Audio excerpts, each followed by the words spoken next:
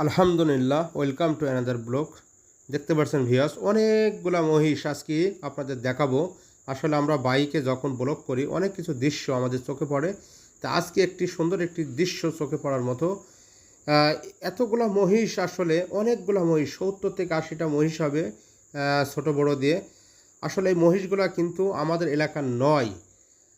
এই মহিষগুলা হচ্ছে কুষ্টিয়া চর অঞ্চলের, যেহেতু ওনারা ওখানে চড়াইতো, সেই জায়গাগুলো পানিবন্দী হয়ে গেছে। সেই কারণে ওনাদের খাদ্যর যে সংকট মহিষের দেখা দিয়েছে, সেই কারণে কিন্তু কুষ্টিয়ায় থেকে আমাদের মেহেরপুর জেলার ভিতরে ওনারা আসছে এবং মূলত মূলত খাদ্যর শুধু সংকটের কারণে এখানে কিছুদিন অবস্থান করবে। তাদের ওদিকে পরিবেশ ঠিক হয়ে গেলে অবশ্যই ওনারা চলে যাবে। তো এখন ওনারা বর্তমান আছে গাংনী থানার তেঁতুলবাড়ি ইউনিয়ন করমদি গ্রামে। তো ভিডিওটি ভালো লাগলে অবশ্যই শেয়ার করবেন, সাবস্ক্রাইব করে রাখবেন।